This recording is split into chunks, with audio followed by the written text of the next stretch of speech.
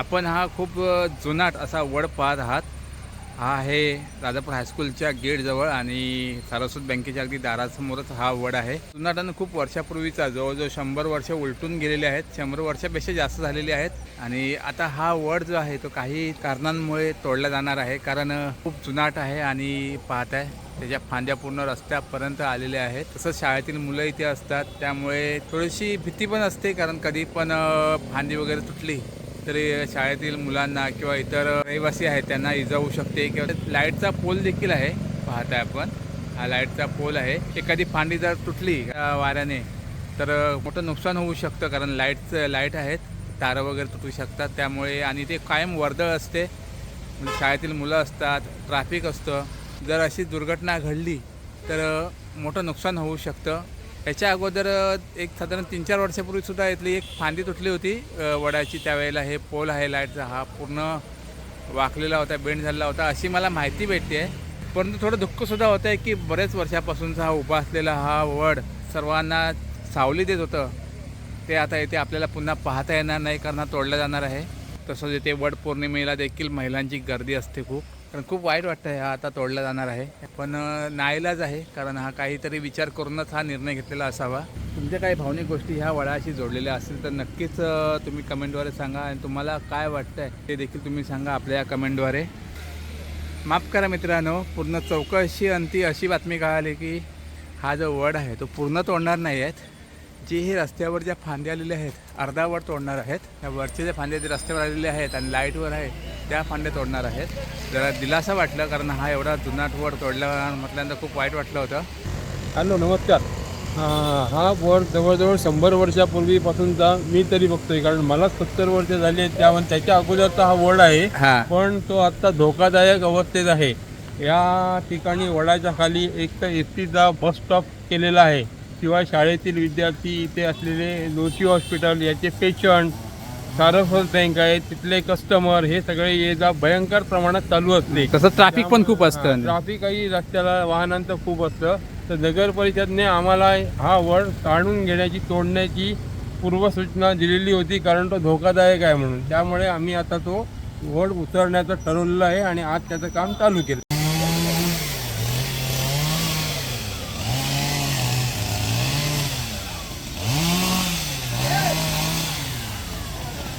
या राजापूर शिक्षण प्रसारक मंडळाच्या या जागेमध्ये असलेलं 100 वर्षीय जुनाट वटवृक्ष आज हे तोडण्याचं काम चांगलं काम हाती घेण्यात आलेलं आहे।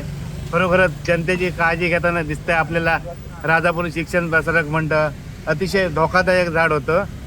आपण भरपूर दुर्घटना घडत असतात, तर इथे शालेय विद्यार्थ्यांची वर्दळ, जोशी हॉस्पिटल तसेच सारस्वत बँक इथे खूप वर्दळ असते। हे नगर परिषदेमार्फत कळवण्यात आलं होतं आणि खरोखर चांगला निर्णय घेतलेला आहे राजापूर शिक्षण मंडळातर्फे। आम्ही त्यांचे आभारी आहोत, स्थानिक नगरसेवक म्हणून त्यांचे मी आभार मानतो।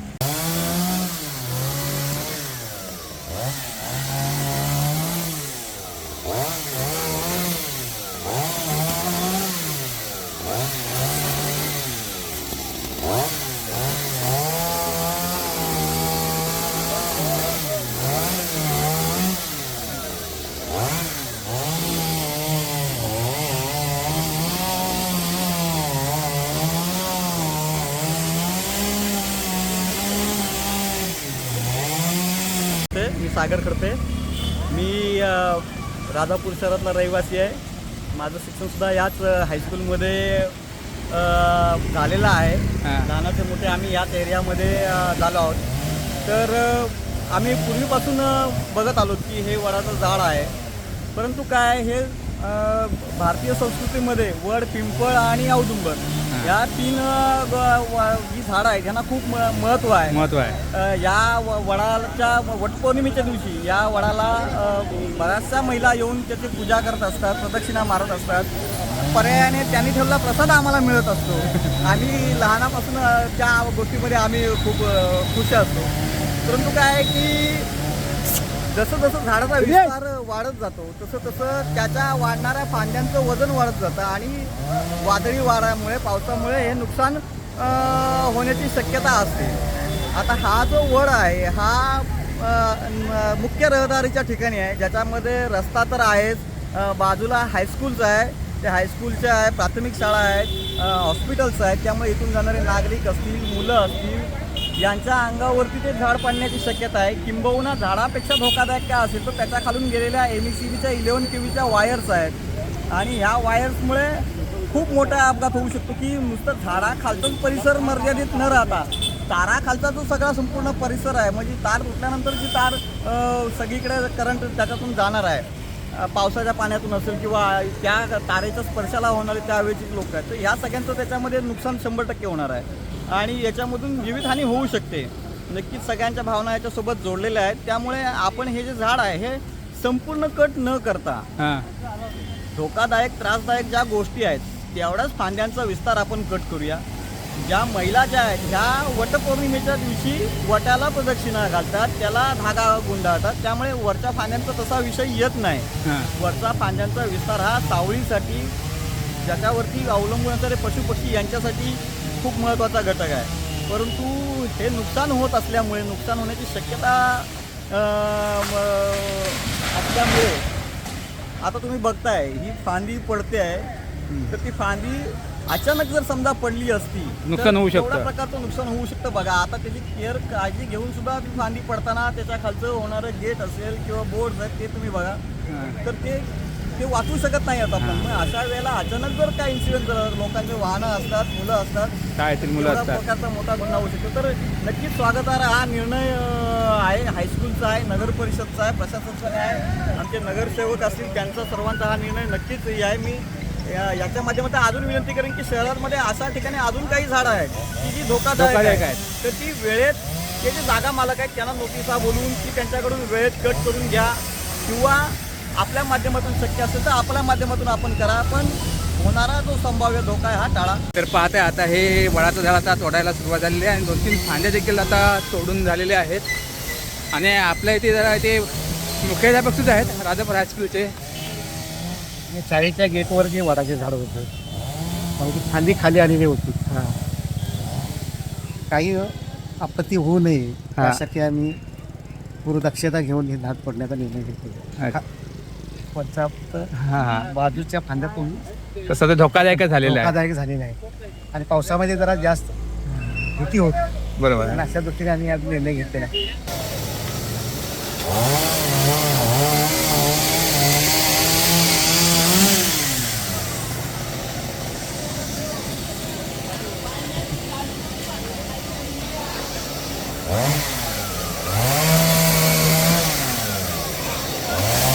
या वडाबद्दल बायकांची खूप आत्मीयता आहे आणि दरवर्षी वडाची पूजा करतात, त्यामुळे त्याचा विरोध बायकांकडून जास्त होत होता. परंतु हे शाळेच्या रस्त्यावर सगळ्यांचा म्हणजे लोकांना जाण्या येण्याचा अडथळा येत होता. कधीही त्याची फांदी पडून दुखापत होऊ शकत होती, म्हणून हे नगरपालिकेने वर्षापूर्वी शाळेला सूचना दिली होती. पण काही कारणास्तव वडाचं झाड तोडायचं त्यासाठी कोणी तयार होत नव्हतं आणि आता तयार झाल्यावर याला मोकळं करून लोकांची सोय आम्ही केली.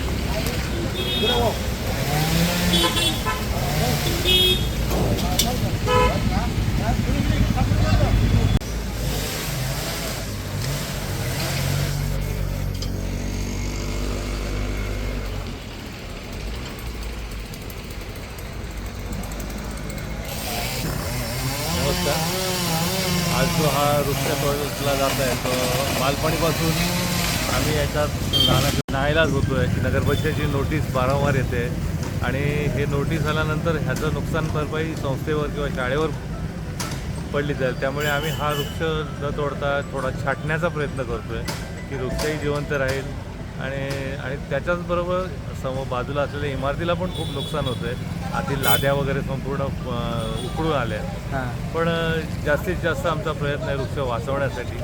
पण ह्याच्यात मला वाईट एवढं वाटतं आहे राजापुरातल्या नागरिक कुठेच धावून येत नाही आहेत. म्हणजे राजापुरातले नागरिकांना मला असं वाटतं की त्यांना काय देणं घेणंच नाही. आपल्यापुरतंच घरात बसून फक्त गोष्टी मारतात. रस्त्यावर कधी उतरणार? आणि वृक्ष नुसतं लावून नाही तर तिथं संगोपन करायला पाहिजे. आज ज्या वेळेला वटपौर्णिमेचा सण असतो ती इतकी घाण असते. दरवर्षीचे दोरे तसेच असतात.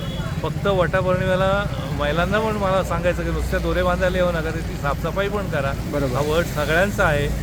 त्यामुळे याची निगा राहून तशीच त्याच्याप्रमाणे आम्ही जरी हा वट काढला असं आहे 5 झाडं आम्ही शेतीशाळे इथे लावलेली आहेत.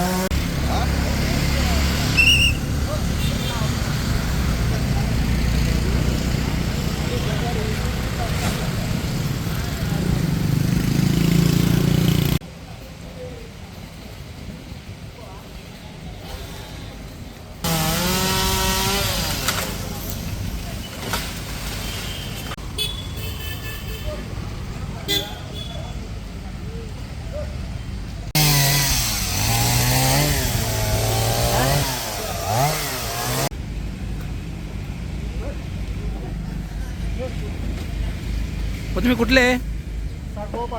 साकवा पालेरले.